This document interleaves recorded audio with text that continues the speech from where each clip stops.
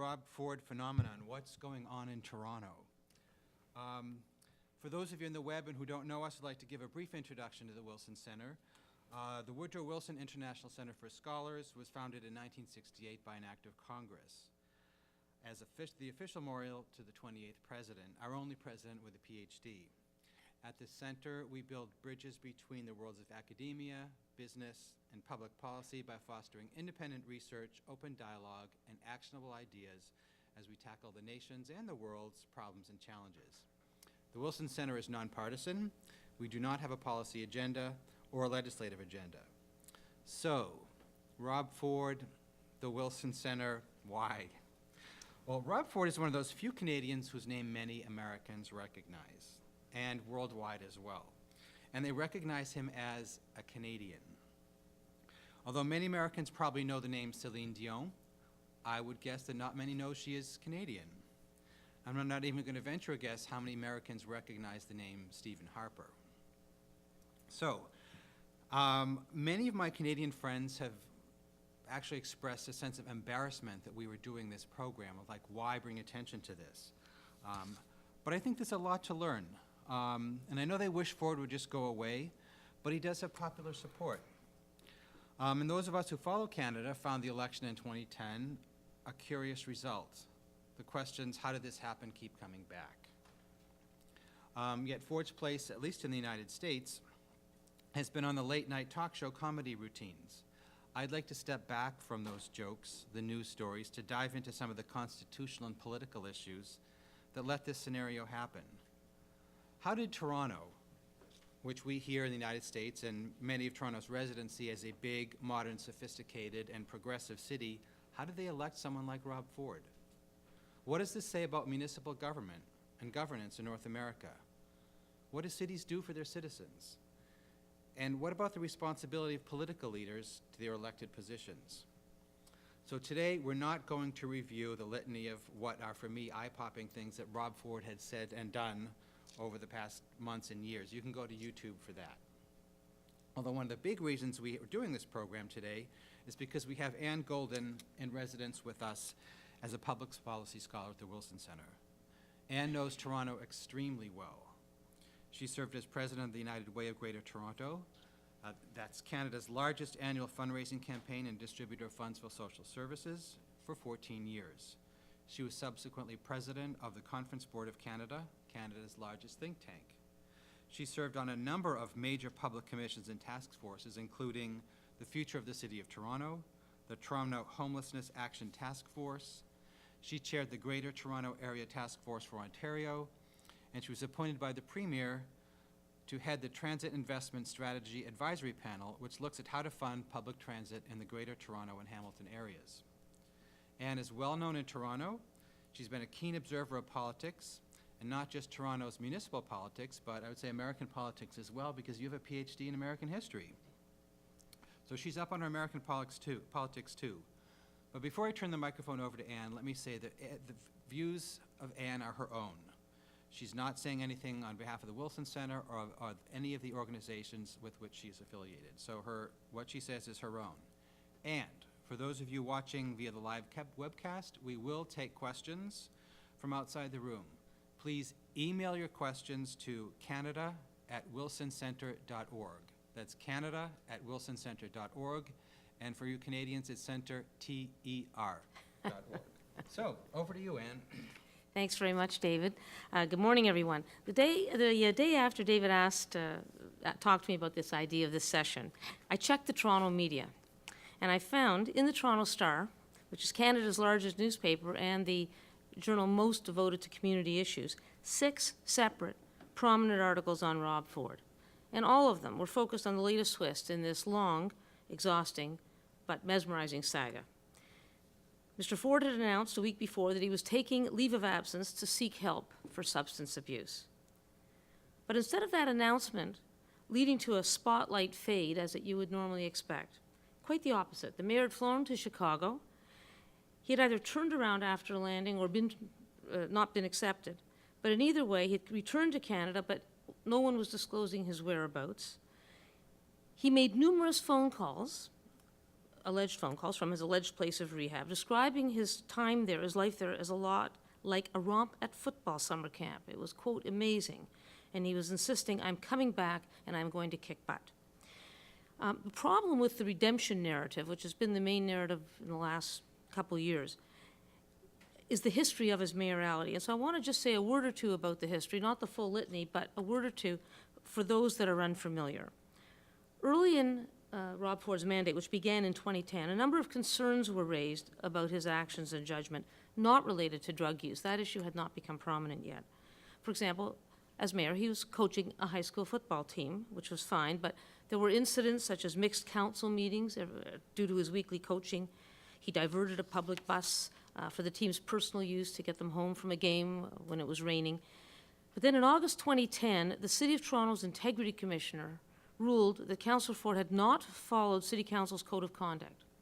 He had used city letterhead to solicit donations from lobbyists for his football charity. Ford had accepted $3,150 on behalf of the foundation and been ordered to repay that money. He challenged that position at council. Then he participated in the debate and he voted in his own favor after being warned about the conflict of interest and despite the conflict of interest. One of Toronto's citizens was outraged by this, brought a legal challenge alleging that Ford had broken the Ontario Conflict of Interest law by voting on that motion. It wound its way through the courts through 2012, 2013. The initial trial judge found Ford guilty, ordered him removed from office, but he allowed the decision to be stayed and appealed. The appeal court found that Ford did violate the conflict of interest law, but that the council vote itself was not in order because it didn't have the authority to prescribe what it prescribed. I'm going into some detail because many people ask me why couldn't he just be removed from office? It's not that there wasn't an effort. The case was appealed to Canada's Supreme Court, but the court chose not to grant leave to appeal. So that allowed the second judgment to stand, the appeals court judgment to stand, and therefore Ford was allowed to remain mayor. And that's as close as Toronto got to officially removing him from office. Now, this past year, it has been downhill. A year ago this month, reports emerged that someone had been shopping a video that showed Ford smoking crack cocaine, and it was the Toronto Star that had revealed this story. The mayor long denied these reports. It didn't happen, there was no video, until police said that they obtained the video file, consistent with what was reported. Ford later admitted to having smoked crack cocaine. But he stayed in office and he defied calls to step down. And then in January, he filed his papers to run for a re-election, and our election is this fall. But there were other videos. One showed the mayor imitating a Jamaican patois. Another showed him ranting, swearing, describing in graphic detail how he intended to kill someone. Now, for the first year or two of his term, despite these issues that were in the media, the narrative was that Mayor Ford was doing good things. Cost-saving collective agreements with the unions and outsourcing garbage collection would be the two main examples. But that he did have serious personal problems. All of these issues were linked to his personal issues. After the video surfaced, the theme turned from his personal issues to that of self-destruction. Now, it was about that time that the international media became aware of him, and Mr. Ford did become an object of ridicule, as David said. Rick Mercer, who's a leading Canadian satirist, put it well, and I quote from Rick, "He has gone from being a car crash to a 10-car pile-up to a disaster movie with things crashing from the sky into a busload of nuns." Without recounting the entire history, there have been so many denials and then admissions, versions of how he was going to clean up his act. He was going to go on a fitness regime, and he publicly there was a public challenge re his weight loss. So many avowals to stop drinking that there's considerable doubt right now that he has even entered rehab. So why does it matter? Like, why does all this matter? Why so much coverage other than the obvious prurient interest? And the answer is because Mayor Ford still enjoys significant popular support, and he could affect the fall election. He'll either as a candidate or as a game changer, he'll either win or he'll be a game changer in a multi-candidate field. Now, the question being asked by commentators and pundits in my country and yours goes something like this. duplicity, homophobia, misogyny, racism, crude vulgarities, an undisciplined crack-smoking, drunk-driving politician who hangs out with drug dealers. How did such a person get elected in sophisticated and progressive Toronto? And why doesn't this behavior undo him? And that's what I'm going to try to answer this morning.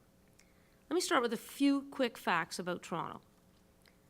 It's the largest city in Canada, the fourth largest in North America after Mexico, New York, and LA. It has 2.8 million residents in the city itself, with another 3.6 million, so it's 6.4 or 6.5 million. There's a map, as you can see, in the Greater Toronto region. 1/3, this is an amazing stat, 1/3 of Canada's entire population lives within 160 miles of Toronto. So, I mean, we really are driven by what happens in Toronto.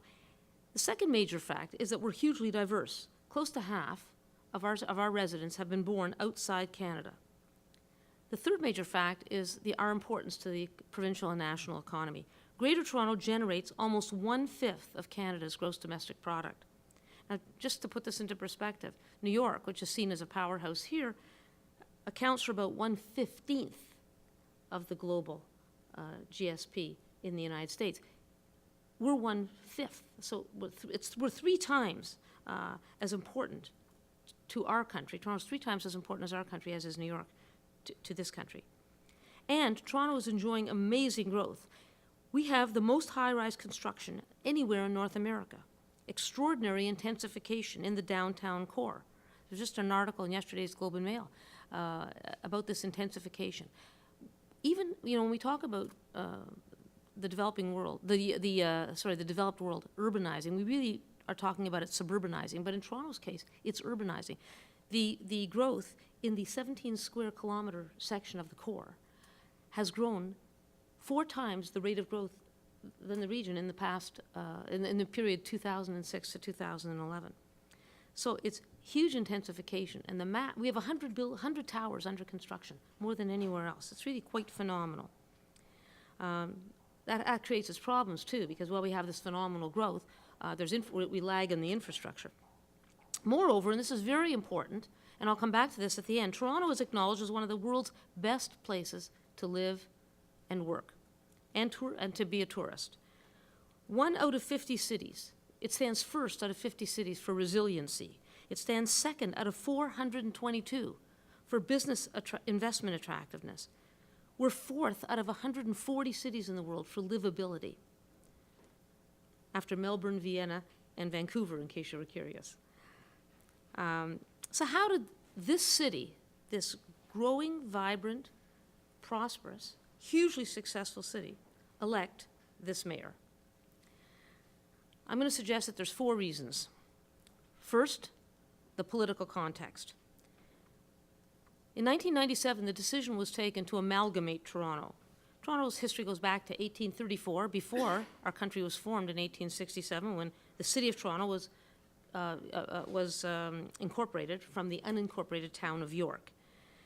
In 1954, there was an act that created a 2-tier system.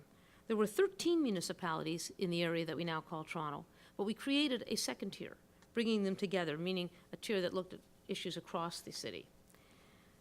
In 1967, this was a very important change.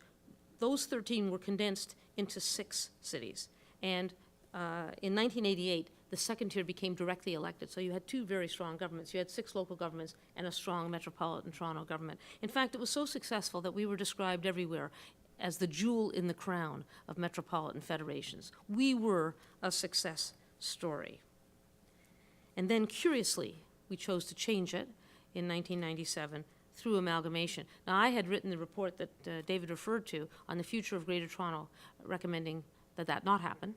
That's one of a number of reports of mine that have not been implemented. But I had suggested, in fact, the 2-tier model be extrapolated into the broader region, because the region was growing beyond the boundaries. I still believe that's the answer. People keep revisiting that idea today, but that is not the decision made. So the bottom line for the purposes today is the mayor used to be elected by the City of Toronto with the cosmopolitan values that attached to highly urbanized living. Now the mayor is elected by all 6 former municipalities, 3 of which were suburban in structure and outlook. Oh, okay. You can see the red on the map. That is the original city of Toronto. Beside that, two little things are York and East York. They were very closely related to Toronto and more urban in nature. Etobicoke, North York, and Scarborough, the big white area all around that red, were what we call the suburbs, the inner suburbs. Now, of course, now that we have the whole region around, that's the megacity now. The dotted line is now the big megacity. And you can see that Toronto's about a third of that area. And so, with just 1/3 of the votes. Now, the rationale at the time, I should indicate that the suburbanites have in Toronto had a distinct value set. When you look at issues like transportation and land use, for example. People in the suburbs, mostly, I'm generalizing, of course, are automobile-oriented. They have a desire for homes with more land. They like the lower density. They like the separation of residential from business. And it's the opposite of what is now considered progressive urban thinking. And what this act did, it fundamentally altered the political landscape. And that's the first thing to keep in mind when we're asking the question, how did this happen? The rationale provided at the time was cost savings. The move was supposed to remove duplication. Bigger was supposed to be better. Unfortunately, this was validated by misleading accounting firm reports at the time. I say misleading because the reports, and I was keenly interested since I had just done my own, and of course didn't agree with it,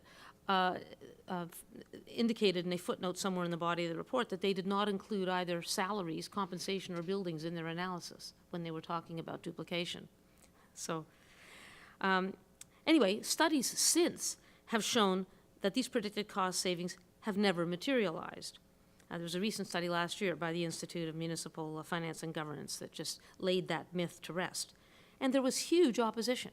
There was a municipal referendum in 1997 that the municipalities, all of them, put on their ballot, and 3/4 of the voters across the region rejected amalgamation, but it was imposed by the province. Now, some people may be surprised, how could the province impose that when the people were so opposed? And the answer is that in Canada, cities are creatures of the province.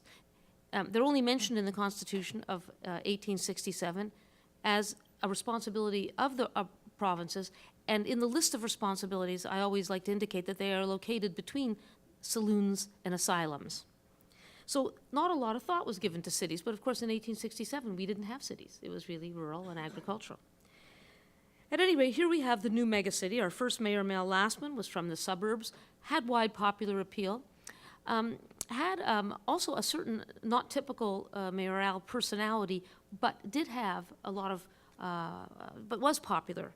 And the city came behind him. Next was David Miller.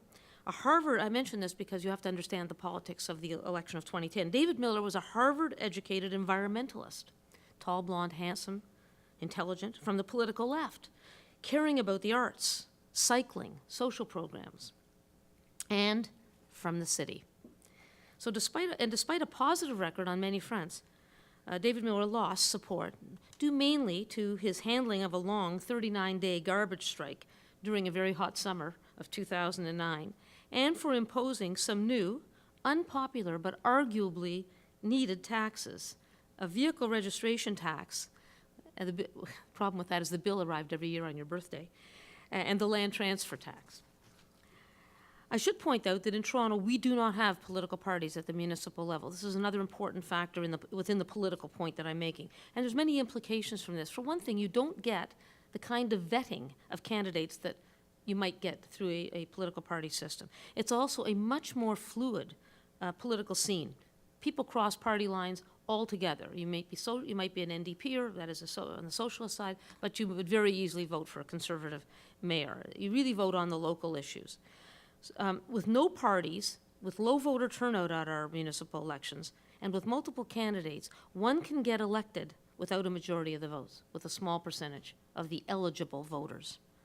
This is important. So that's the first part of this political story. The second part, still on the political factor, is that we had a pendulum swing.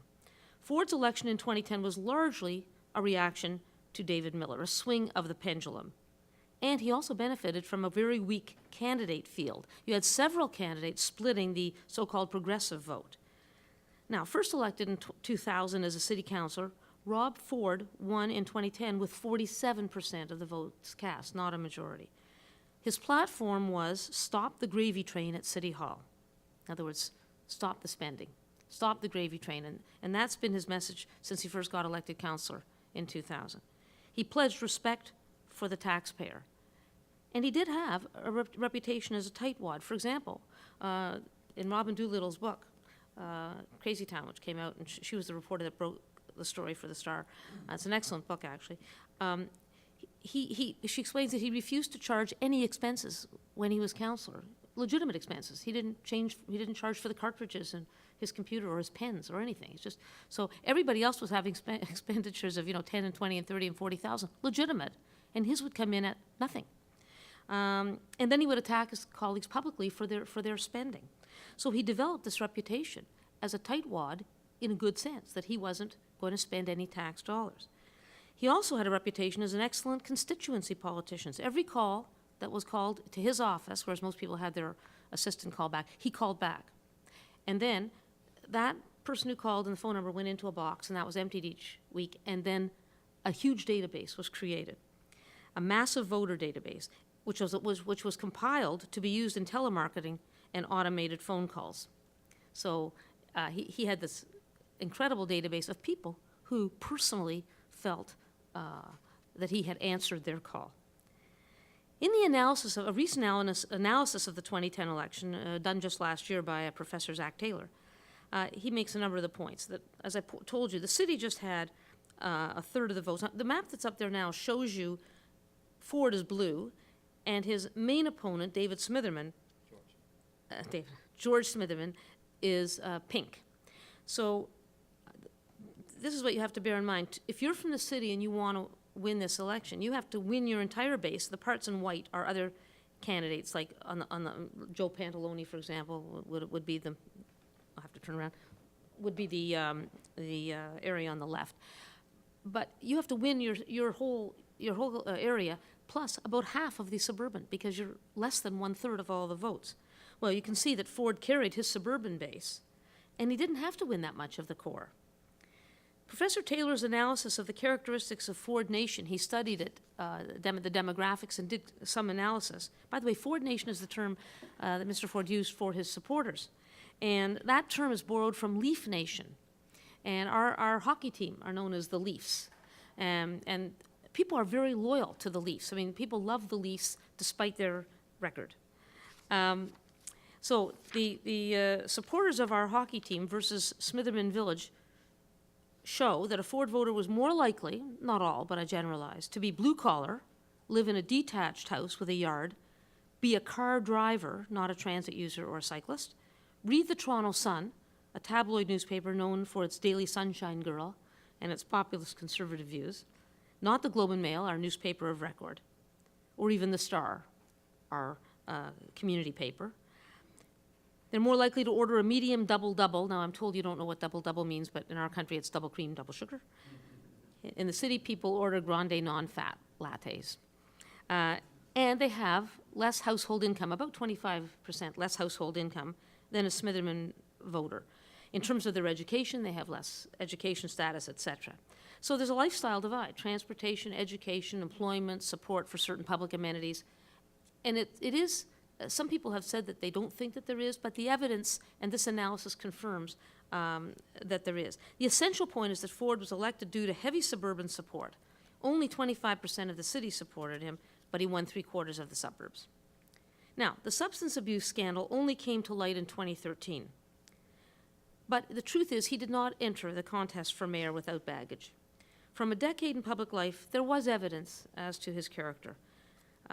Just a couple of incidents so you'll understand what I'm saying, not to belabor the point. In 2006, this was very public. Councillor Ford was elected from the Air Canada Centre, our hockey arena, by security guards after unleashing a drunken diatribe on a couple seated nearby, and that's described in detail in this book. He later told the Toronto Star he was never at the game. Someone was doing a hatchet job on him. The next day, he admitted he was there, but I'm not perfect. I made a mistake. Now, as an aside, I don't know what hockey games are like here, but if you've ever been to a Leafs game in Toronto, people are hooting and hollering all over the place, so you have to imagine how your behavior has to be to get ejected. from such a venue. In 2008, Ford was arrested for domestic assault. Now, that one of many times. Now, the charge was later dropped because of inconsistency in his wife's testimony, but that has happened several times. There were also several other reported incidents of drunken behavior. Now, such conduct, you might think, it would normally torpedo a person's campaign. It seemed to have the opposite effect. That's the curious thing. It not only did it not undo him, but it had the opposite effect. And Robin Doolittle writes, with every scandal, Ford emerged stronger, more human, more relatable. Starting as a dark horse in the campaign, now, as I say, his opponent was George Smitherman. He had been an MPP and a cabinet minister. He was from Toronto Centre, right in the heart of the core. He was gay. He was a typical urban guy. And he was actually winning.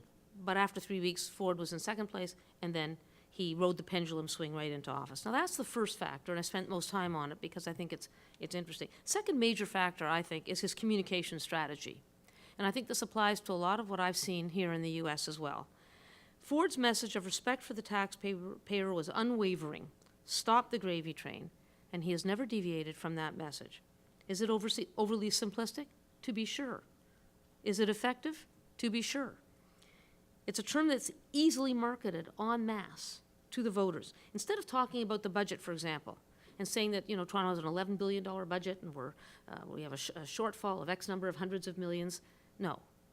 He talked about and he attacked the fact that we were paying some guy $40,000 to water all the plants at City Hall. Why did we need someone to water the plants at City Hall? And people understood this. Yeah, why do we need a person to? And to them, so the smaller issues, why do we have to have donuts for the councillors? Yeah, why do they have to have donuts? So it's all immaterial to an $11 billion operating budget or a $15 billion operating and capital budget, but people understood the number. Now, the fact that at the same time, Mayor Ford demonstrated disrespect for the taxpayer, which was publicized, using his office staff to buy booze or to take him to parties or commandeering a public bus for the team he coaches, did not register. The second aspect of his communication strategy is that he was very savvy in using new technology. He was the first major candidate that I can think of to use telephone town halls, which you have popularized in this country in a Canadian election. The third factor is public cynicism and distrust of politicians. Again, I think this is a factor that's very much present in the United States, as I understand, the politics of your country. Popular distrust of politics and politicians is not new. Can't say this is new. In fact, you mentioned that I studied the American history. It's been a continuing undercurrent of the American political tradition. The entire structure of United States government and the centrality of checks and balances is all about limiting the power of governments and politicians. And if you Google the words distrust in politicians, you will find articles about Australia, the United Kingdom, and Canada, all of them bemoaning declining trust in politicians. I actually did some work on this at the conference board 12 years ago on the whole issue of trust. And it's fascinating, so I'm going to digress for a second because it's so interesting. At that time, the polls confirmed that 91% of Canadians thought that the politicians were either somewhat or very likely to lie in all of their public statements to the media. By the way, corporate executives were not much far behind. 83% of them either lied all the time or sometimes. Politicians were ranked on the list with car salesmen at the bottom of the barrel. Now, who do you think people trusted the most? I find this interesting. Doctors, nurses, pharmacists, and airline pilots. And my own reasoning is they trust people when they have no control. In other words, when you're in a plane, what is your alternative to trusting the pilot? You have no alternative. Or pharmacist, he's filling out your drugs. You're not going to go in and do it. But the point is, a lot of people think they could do the politician's job. So I find that interesting. Certainly, distrust in business leaders reached new heights following corporate scandals like Enron and WorldCom. In Canada, this is in the context of Mr. Ford, we've had quite a bit of scandal for our country. Federally, we had the Canadian Senate expenses scandal. It was about the expense claims of some of our senators. And provincially, we had the closing of 2 natural gas plants for political purposes, and the advertised cost was $1 billion. And this was the backdrop to the series of revelations that were coming out about Ford. So people we're starting to feel, well, you know, they all can't be trusted. And this was the backdrop, so the bar had been lowered to such an extent that people put up with, and I think even condone, abysmal performance and disgraceful behavior, so long as it seems to me, so long as there's no money at stake. The fourth factor is Ford's persona. Despite his personal wealth, his father was a former member of the provincial parliament, and he created and gave the business to his sons, a very successful labels business. Ford presents himself and comes across as the defender of the little guy. He comes across as an ordinary person, just like you, one of you. And he portrays himself as identifying with the average man's challenges. Again, a deeper factor. This decade has been very hard on the middle class in this country and in ours. And they feel aggrieved. They feel under huge financial pressure. I think this is very important to understand all of the politics. They're very anxious about their future security, and they feel vulnerable. I should also mention that growing income inequality is a big issue in our country, too. While your inequality is actually worse, ours is growing faster. Remember that the election occurred during the recession aftermath of the 2008 fiscal collapse, and that had followed the real estate collapse in this country. We didn't have that. Somehow Ford convinced a significant percentage of the population, and the estimates originally were around 40%, now it's somewhere between 20 and 30, and after the latest, which I'll describe in a minute, I'm hearing some estimates below 20%. But he convinced Ford Nation that he stands for them. To me, what's most surprising is the persistence of the myths. For example, he claims to have saved taxpayers $1 billion, and he claims to have kept property taxes down. Both claims have been shown not to be accurate. The $1 billion savings, there was money saved by the contracting out of garbage, which is fair, but that number's been inflated to $1 billion, and it was inflated by looking at the difference between initial draft budgets, which always come in higher, and then the actual budget passed. So, in other words, monies that weren't spent. But of course, the average person is not interested in that. Also, there's money wasted. Mr. Ford's policy direction on transit is, according to all transit experts, irresponsible, and if carried out, will create a huge fiscal albatross that will be around the necks of Torontonians for decades. And that policy is very much about subways and only subways, whether or not the ridership would support it. Now, on property taxes, again, he claims they've been kept down. In fact, they have been kept rather modest, but user fees on utilities have gone way up. For example, in the last several years, water bills have risen 9% each year. So we're starting to see a shift to user fees, but of course that part of the story is not out there. Now, there are those who like Ford's coarse and unrefined style. In today's vernacular, he is unplugged, sort of like Poppy, I am who I am. And there are many people who like that. A related theory is that Ford Nation is loyal to Ford because they know that he offends and upsets the elites, the so-called chattering classes, like the people here. Ford's appeal aligns with, and I think this is my own speculation, that I think Ford's appeal aligns with trends in popular culture and entertainment. The impact of mass media on public values and culture has been much studied and debated, and I'm not suggesting that the lowering of standards is the media's fault. But I do see a connection between the age of the internet and social media where there's total exposure of the crude and the intimate and the level of acceptance of the mayor's conduct. The shock factor has all but disappeared. People just don't embarrass the way they used to. And I'm interested to, when I look at the list of box office hits, I see that a movie like Neighbors, which advertises itself as being unprecedented vulgarity, tops the charts. Just like violence in the media, social scientists have done studies claiming that violence in the media has contributed to indifference to human suffering. So could, surely, exposure to lewdness desensitize the public to real-life obscenity. The real embarrassment for Toronto is, of course, not Rob Ford, but the ongoing support he receives from a significant percentage of the population. And one is reminded of the Winston Churchill quotation, the lesser-known one about democracy, and I quote, "The best argument against democracy is a 5-minute conversation with the average voter." If the voter is into grievance and tastelessness and seeks leaders or aligns with leaders who play to these, it's a discouraging thought. Now, Toronto's not the only city whose mayor has been caught using illegal drugs, as folks in D.C. know only too well. Mayor Marion Barry, who entered politics with a strong reputation as a civil rights activist, and of course he has a strong constituency, served 4 terms as mayor of D.C. despite being caught in an FBI sting and serving prison time in 1990 for a minor drug offense. His slogan was, "He may not be perfect, but he's perfect for D.C." Similar to Ford's, "I'm not perfect," which he often says. Barry continued to have brushes with the law involving drugs, tax evasion, probation violation, traffic offenses, and stalking. In 2010, he was censured and stripped of his committee chairmanship due to corrupt allegations, just as Ford was stripped of most of his powers by council as mayor in 2014. Still, in 2012, Barry was elected for a 3rd straight city council term. I actually understand that his story is being made into an HBO film to be directed by Spike Lee and to star Eddie Murphy.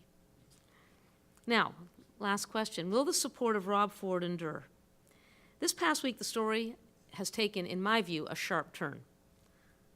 Un virage, comme on dit en français. On May 9th, the Toronto Star broke a story based on an audio tape of behavior that reached a new low. And in this case, you'll have to YouTube it. But it did. Moreover, a front-page story appeared just this week in the Globe and Mail that the mayor and his city councilor brother lobbied the city manager, our highest-ranking bureaucrat, for a special property tax break for a client of their family business. Now, until this last couple of weeks, much of the broadcasted newspaper coverage, not all of it, but much of it, focused on whether the mayor could get sober and stay that way. Typically Canadian, most commentators, even the public opponents in the upcoming campaign, would say, this is unfortunate, they would express that Ford would turn the page and start a new chapter in his personal life for the sake of his family. Now, this is so Canadian. Just, what do I mean by so Canadian? Canadians are, at least on the surface, David would say, very polite. How does a Canadian cross, why does a Canadian cross the road? To get to the middle. How does a Canadian make an obscene phone call? Dials the number, breathes heavily and asks, is this a convenient time to call? While I can see why Ford's recklessness is grist for the comedy mills, it's no joke for those of us who love and care about our city. At a time when our city region faces serious regional challenges and needs inspiring, highly skilled, visionary leadership, the Ford fiasco has been a major distraction and left us with a leadership vacuum. Now, I have to note, this is important to note, that in fact our democratic system has proved to be resilient. When Mayor Ford was stripped of his powers, a deputy mayor stepped in, and council pulled together to conduct the business of council. But on the real contentious region-wide issues, there's been a vacuum. Is it over? Well, David asked me to do this last week, and I think the day after I said yes. Our national news magazine, which would be akin to Time or Newsweek, is called Maclean's. And what is the headline? Why he's not done yet. A picture of Mr. Ford. What's going to happen when he returns? He argues that he could come back, and as I described earlier, that the redemption story will hold, that I'm cured, I'm better, I'll stay sober, which of course has happened many times. This is a topic of much speculation. Some argue, and I agree with this argument, that the redemption story will no longer work. The violation of basic social taboos has taken the matter beyond the issue of addiction to one of defects in character. And I noticed just today, because I read the Canadian papers online every morning, that for the first time the political candidates, John Tory, Karen Stintz, are now much more aggressive in their attacks on Mayor Ford as unfit. Up until now, everybody was careful to say that they hope it was about a hope for recovery. I want to conclude with, even though I've tried to explain it through these 4 factors, I want to conclude by saying that it doesn't to me even though I've tried to answer the question, I don't feel I've totally answered it, because I think there remain 2 paradoxes. First, Ford Nation appears to comprise 2 groups who don't seem to have common interests. conservative homeowners who adhere to the auto-dependent suburban dream and feel squeezed and threatened, and new immigrants, often minorities, people frequently insulted by the mayor in his diatribes, living in high-rise suburban towers. These are the people who need the social programs that Ford would presumably cut. The second paradox is that while Toronto has some challenges, I've mentioned them, infrastructure gap, growing inequality gap, it is a vibrant, civilized, welcoming place. It is consistently ranked at or near the top of all international rankings, as I mentioned earlier, and it does not resemble the picture portrayed by our current mayor. So I hope I've partially answered, but maybe I haven't fully answered the conundrum. Thank you.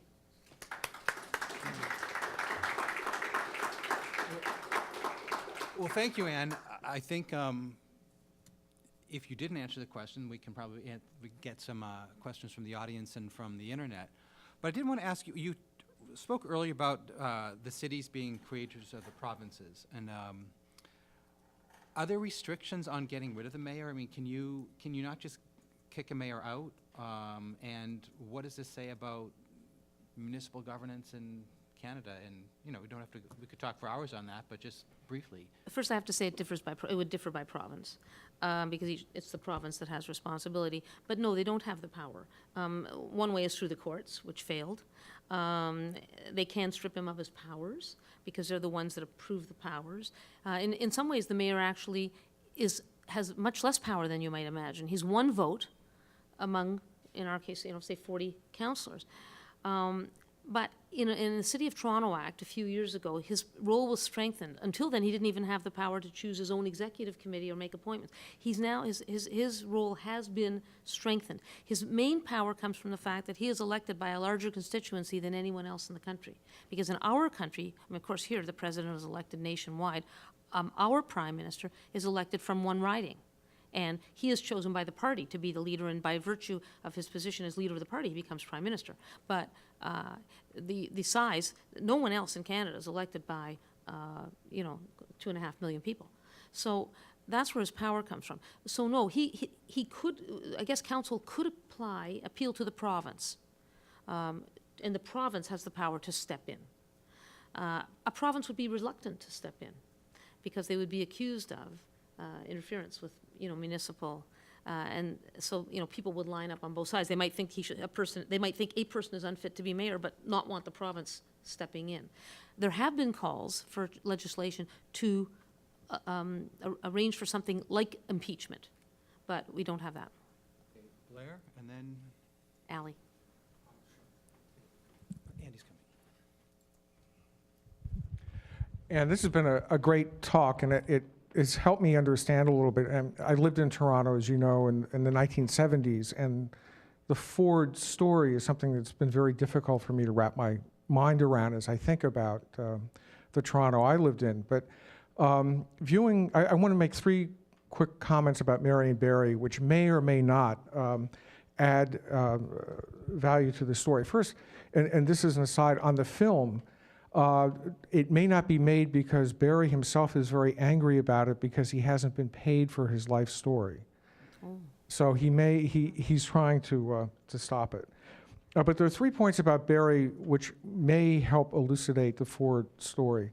The first is, while some of his behavior is easy to ridicule, in fact, here is a man who walked out just short of getting a PhD in chemistry from the University of Tennessee to become a civil rights leader, and probably was the person who understood the city better than anybody else in the late 20th century. So he's a very smart and very effective politician, and to understand what the story, you have to look beyond the surface behavior, and I suspect there's some of that going on here. Secondly, this is the 20th anniversary this month of the publication of a seminal book on Washington, Dream City, about the rise and fall of Marion Barry and the District of Columbia. And it came out right after, as Barry was in prison for the crack use. And there are 2 points to be made. One is that recently the authors, Tom Sherwood and Jaffe, were asked could they imagine everything that has happened in Washington since? And they said, absolutely not. They thought that Washington was on a downward spiral that would continue forever. So extrapolating from where Toronto is now probably to the future is probably difficult. But the reality that has come about conforms to something called the plan. And the plan was what African Americans felt would happen in Washington, that there was a conspiracy by whites to take the city back. And as there was no plan, but the reality is that the city is now is no longer a majority African American city, and poor people are being pushed out of the city. So the reality on the ground conforms to the plan, and this gets to the point that there's a paranoia out there among losers that candidates like Ford and Berry address and appear to be loyal even if they aren't. And therefore, the key to breaking the tie with the electorate has to do with that sense of betrayal that people are feeling ahead of time, and trying to create structures that address those issues. And I'm wondering, is there any thought by the people who are opposed to Ford to getting at some of the core issues? I think there's an alignment on the issues that you mentioned, except for one. I certainly was aware of Marion Barry's. That's why I pointed out he was had this great record. And even now, a colleague of mine and Allie's was at a conference here in Washington, and Mr. Barry was playing a leading role in the progressive agenda. So I'm aware of his record. That would not be said, I don't think, of Mr. Ford. In terms of the feeling of paranoia, I wouldn't say it's that strong in Toronto. I wouldn't call it paranoia, and it's not a racist. It's not on the racial card.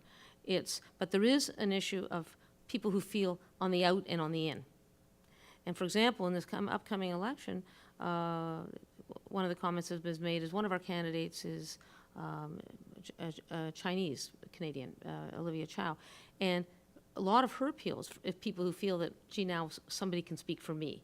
And certainly, I'd say that there is a feeling of people, and that's what the issue around the downtown elites, that on the issue of the changing complexion of cities, we also have it's not about black or white, it's about gentrification. And we certainly, and I can't think of every city that's successful, one of the, it's like with success comes congestion and gentrification. So you get problems. And the answer has to lie with some better housing policy. And that's one of the big issues facing Toronto, is affordable housing downtown, family housing downtown, social housing. Thank you very much, Anne. I appreciate it. First of all, let me preface what I'm about to say by saying that I truly love Toronto and Canada because I grew up there and my son was born there and the rest of it. I wanted to ask you to reflect more broadly on what has happened with Mayor Ford says about Canada, our country in general.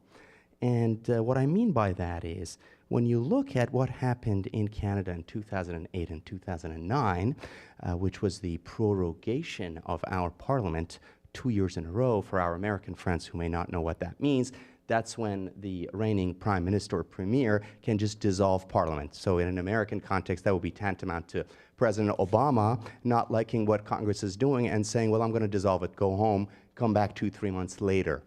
So this is what had happened in the preceding 2 years, and a lot of us who care about Canadian democracy are going, well, how can you do that in a parliamentary democracy if you think you're about to lose and you say, well, I'm going to send everybody home, go and come back 2 months later? And this is also what happened in Ontario, when Premier McGuinty was premier. So that's one issue of the dysfunction that's woven into our Constitution that allows this. Number two is the issue of, in our country, for example, the Foreign Affairs Ministry of Canada has changed its name 8 times in the past decade and a half. To the question. Well, I'm going to get to it in exactly 1 minute, David. Thank you. And in my own case, I finished my PhD at Rutgers University. I moved back to Toronto. The University of Toronto banned me.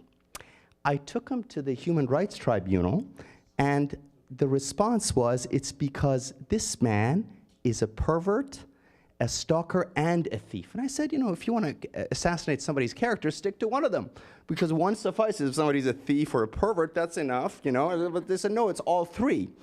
In other words, we have to seek answers, I think, more deeply, more nationally, because I believe Canada has the potential and is in many ways the best country in the world, Toronto the most diverse city in the world, but I believe Mayor Ford is very much a symptom as opposed to a cause of anything. Thank you.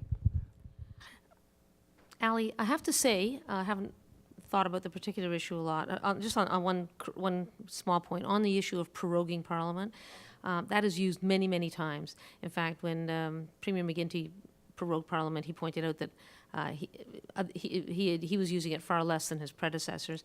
So that's just, you know, our parliamentary system is less democratic in the sense that it's democratic, you can elect a government, but if they have the majority, then they in fact have the power for 5 years. The advantage is, or till they call the election, the advantage is we don't get into stalemate situations like you have in this country. I don't see a pattern. I don't see an alignment between either Mr. Ford and Mr. Harper, even though they're both from the Conservative Party. I think the issues you have with Mr. Harper are different than the issues that we have as a city with Mr. Ford. On so many levels, on competence, on competence as a leader, on personal behavior and all of this. So I don't see, Ali, that alignment. And thirdly, I don't see Mr. Ford as indicative of a pattern. I think he's an aberration. And I think if I look at the four factors that I'm suggesting led up to it, I think almost without any one of those, you could have had a different scenario. If we had not had amalgamation, the forced megacity, it would be a different story, for sure. He may have been elected mayor of Etobicoke. I mean, that is possible. But you wouldn't, that certainly altered the political landscape. Secondly, if there wasn't such a reservoir of distrust, well, even on the political side, if you had had a stronger candidate, and if the field had not been, if we had not had many candidates, and if it had been Mr. Ford against a very strong candidate who ran an effective campaign, I believe the result would have been different. And I remember that election very well. So the other factors, of course, are common communications and personnel and the persona issues. But I do think it was a particular, I don't know if you want to call it a perfect storm, but there was a convergence of factors. And I don't see this as necessarily a pattern at all. There's a question over here, Dr. Altman. Did anyone, journalists or opponents, ask Ford for statements from his doctor about his health, or ask about his health, medical past and history? In 2010, not that I recall, nor had the video around the drugs come out at that point. There was a lot about his behavior as a council person, but the main themes about him had to do with his strength as a constituency person and his message around stop the gravy train. But even though he'd shown some bullying, Yeah, there's a lot of behavior that one could point to, and certainly, as I say, I wanted to point out, it didn't just all come out last year or last May. There was baggage, but I would say the last year, what has come out has been, shocking. in the past year, has anyone asked his doctor for a statement other than when he's saying, I'm going to rehab and whatever? Not to my knowledge. The only thing that was confirmed by the doctor recently is that he is in rehab.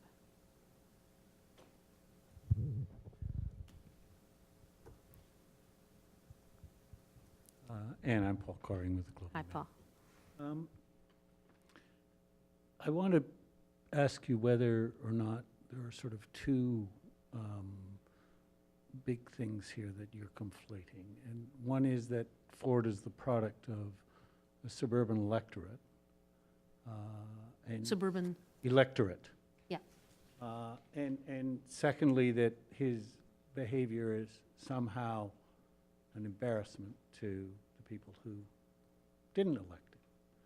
And so I'm going to put it this way. I mean, are you suggesting that some sort of sophisticated, gentrified, urban elite couldn't elect a criminal buffoon? It happens. No, no, and I don't, I hope I didn't, as I pointed out, it's not because he's suburban and not because he's a populist. Mayor Hazel McCallion is suburban and a populist, and as I pointed out, has the respect of everyone in the region. So I wouldn't link the two, Paul. And, you know, I couldn't possibly say that who could elect somebody with you know, issues. Well, yep. And this will be it. I also wanted to point out that Mayor Mel Lastman was from the suburbs, from North York, and again, as I pointed out, he had support across the city. One of the things that my American friends often ask, because they know all about misbehavior in American mayors, and they also know well about the criminal justice system, and Marion Barry is back playing a significant role in this city, and you just alluded to the leadership he has shown, but he also spent time in jail. One of the questions that I get asked is, how is it that this country that has such a high opinion of itself hasn't managed to file any charges against the mayor? Are you asking about Mr. Ford? Yeah. You know, I've heard that question asked. I mean, first of all, a lot of the stories that have come out have been after the fact. So, for example, stories about driving while under the influence weren't at the time, and so there was no breathalyzer or whatever. And a lot of it is hearsay and after the fact. So you don't think there's a criminal charge? I actually, because I'm not a lawyer, and I don't know, I mean, I wouldn't know what the evidence has to be. I mean, you know, people are saying things about this and that, but I don't know actually what the nature of the evidence has to be before a criminal charge is laid. All good questions, and there are more, but we've come up to the end of the time, and I want to thank you very much, Anne, for giving us a real deep dive on this. Really interesting to see, to learn more about Toronto that even I knew, and to explain to our colleagues what's going on. So please join me in thanks for... My pleasure. Anne's Thank you.